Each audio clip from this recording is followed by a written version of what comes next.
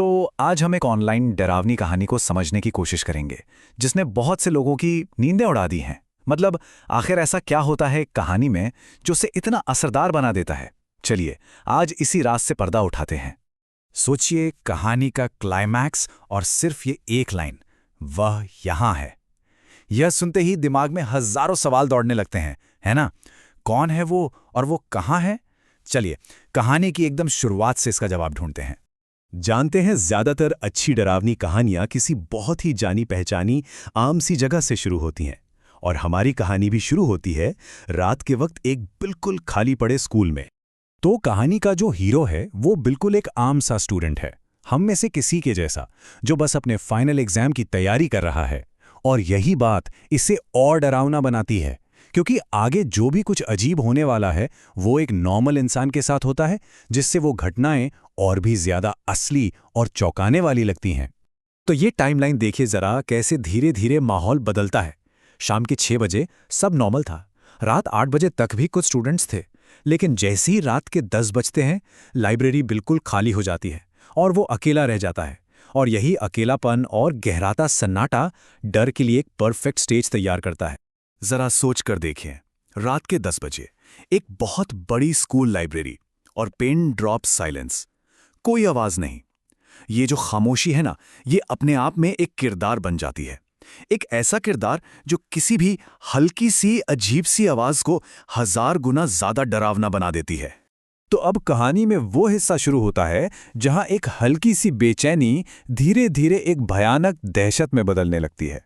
चारों तरफ सन्नाटा और फिर अचानक किसी के लंगड़ाकर चलने की आवाज। ये पहली अजीब घटना थी और ये इतनी परेशान करने वाली थी कि वो स्टूडेंट तुरंत अपनी किताबें वहीं छोड़कर भाग खड़ा होता है। लेकिन डर इतनी आसानी से पीछा कहाँ छोड़ता है। लाइब्रेरी से तो वो भाग निकला, पर जैसे ही वो गलियारे में पहुंचा, उसे बिल्कुल आखिर में एक रहस्यमयी औरत की सिलवट दिखी। और कमाल की बात ये कि जैसे ही उसने आवाज लगाई, वो गायब हो गई। मतलब डर अब और भी ज्यादा बढ़ गया। और अब डर स्कूल की दीवारों से निकलकर खुली सड़क पर आ चुका था। घर जाने का रास्ता, जो आमतौर पर रात में भी थोड़ा बहुत चलता रहता है, आज अजीब तरह से बिल्कुल सुनसान था। यह एहसास कि कुछ बहुत ज्यादा गलत है अब और भी गहरा होता जा रहा था।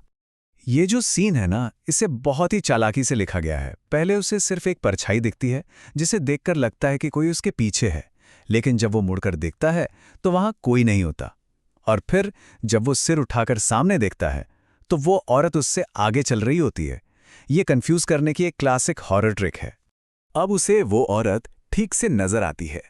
उसके कपड़े फटे हुए, गंदे, हाथ पैर अजीब तरह से मुड़े हुए थे, बाल बुरी तरह बिखरे हुए, और वो बहुत ही मुश्किल से लंगड़ा कर चल रही थी। ये सब देखकर वो लड़का अपनी जगह पर जैसे जम ही गया। और ये लाइन मेरा दिल बार बार कह रहा था, ये बहुत जरूरी है। ये उस अंदर के डर को दिखाती है जिसका कोई लॉजिक नहीं होता। ये बस एक गट फीलिंग होती है कि खतरा बहुत बहुत ज्यादा करीब है। और लीजिए, अब हम पहुंचते हैं कहानी के क्लाइमैक्स पर, वो पल जहां डर अपने चरम पर पहुंच जाता है।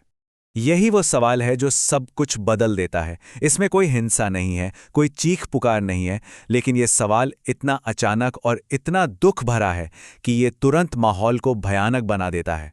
ये एक ऐसा सवाल है जिसका कोई सही जवाब हो ही नहीं सकता।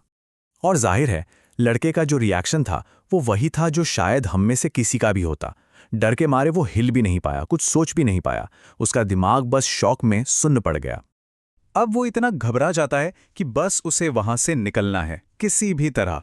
तो वो बिना सोचे समझे दूर कहीं इशारा कर देता है, सिर्फ इसलिए ताकि वो औरत चली जाए और उसे भागने का मौका मिल जाए। ये एक बेहद हताश करने वाला कदम था। और बस यहीं पर कहानी घूमकर वहीं आ जाती है जहां से हमने शुरू किया था। भागते हुए बेहोश होने से ठीक पहले वो उस औरत की चीख सुनता है जो दूर से आ रही थी, वह यहां है। अब हमें इस चीख का मतलब पता है और ये पहले से कहीं ज्यादा डरावनी लगती है। तो कहानी के आखिर में हमें पता चलता है कि इस डर के पीछे का असली राज क्या था, और वो राज बहुत दुख भरा है।